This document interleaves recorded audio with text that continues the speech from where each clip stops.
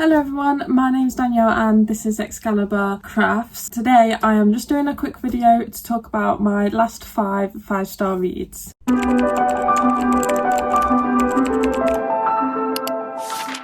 So I give 5-star books out quite rarely, so these are the last 5 that I've given since I last did a video. I think I did that on my old channel. So yeah, let's get straight into talking about these 5-star books. Okay, so I just want to get this one out of the way because I am doing a reread of Harry Potter. It's my all-time favourite childhood series, so I've been giving them 5 stars. I am only up to the Chamber of Secrets. There's nothing much to say about it.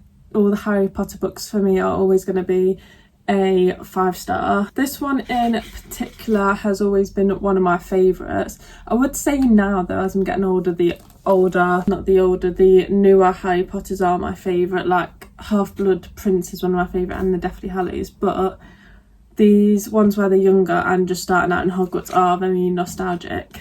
And I had forgotten loads of stuff that are in the books because I've not read these since I was really young. Prisoner of Azkaban has always been one of my favourites, so I'm excited to get to that one as well. But in this one, if you don't know, basically it's following Harry, Ron and Hermione as they get into like loads of mischief at a magical school. Next we have The Teller of Small Fortunes by Julie Leong.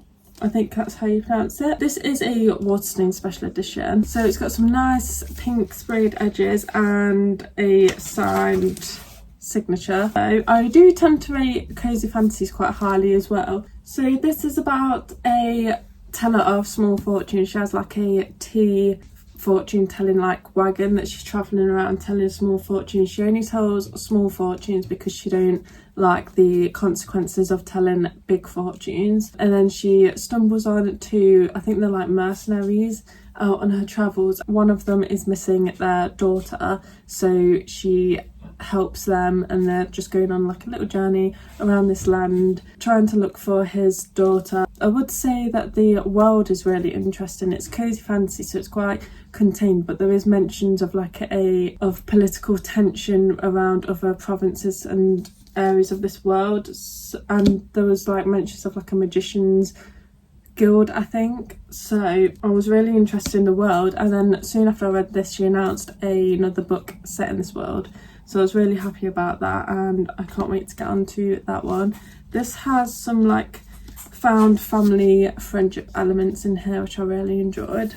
Next we have The Infernal City, an Elder Scrolls novel. So this book is taking place in the world of the Elder Scrolls video games, which I have played from right up from childhood to I still play them to this day. I was so excited to get into novels set in this world. It lived up to my expectations. I would say you can read this without any Elder Scrolls knowledge because it's quite self-contained in its story, and it's not like anything that the only thing to do with the Elder Scrolls is like the races of the people and the world they're talking about, really. So it's just nice to see that familiar setting in like a different media form. This is only a duology as well. I'd wish they released more in this world, but it don't seem like they're going to because these have been out for quite a while now. But really enjoyed this, really good writing, and don't be put off if you're not a fan of the Elder Scrolls because I think it stands on its own. I think in this one there's like a piece of land like this floating above the world that it's set in, and it's like threatening to destroy the world. So our main character and our friend decide to infiltrate this like floating land to see what's going on to try and save their kingdom. The next one is a conclusion in a series I've been reading like through for quite a while. It was like 2 trilogies set in the same world following the same characters. We start off with a character in the first book when he's a child, and it follows through right up to his children in the last book. So that is The Forsaken Throne, and it's part of the King Fountain series by Jeff Wheeler. I really enjoyed this series. Like every single book in the series was either a 5 or 4.5 stars. They all were like really strong books. I won't tell you what this book specifically is about because it's the last in the series, but this series has like a really interesting magic system. There's this thing called the King Fountain, and people can draw their magic from that, but it's only certain people that are like blessed with this power, so not everyone can use it. And what I find interesting in this world is that the people with the magic aren't persecuted. Like, it's a good thing if you got the magic. Quite often in fantasies I feel like when not everyone can have magic, it's kind of like banished, but this one you can embrace your magic, and what you have to do is you have to build up a reserve of magic by like doing an activity. So it kind of goes off like your personality. So there was a king in this story who wasn't very nice, and he was fountain blessed, and to build up his magic it was like throwing insults at people would build up his magic. Owen, our main character in the first book, is quite logical and strategic, so he could build up his magic practicing like war strategy, or playing when he was a child, playing with these tiles, like building tiles.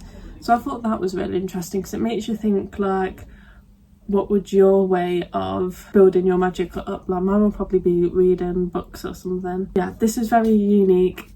Jeff Wheeler has a lot of books out, a lot of series out, so I do want to get onto another series by him soon. And then the last one, I can't find the book anywhere, but it was The Last House on at the End of Lace Lane Street, I think it is. I'll put a picture up on the screen. That was a little horror novella. I find that I really like horror as a genre, but I hardly ever give 5 stars out to horror books, which is a shame. I do want to try and zone in on what I love about horror so I can get more higher rated horror books. This one was really good. This was, yeah, like I said, a little novella, and it was very strange.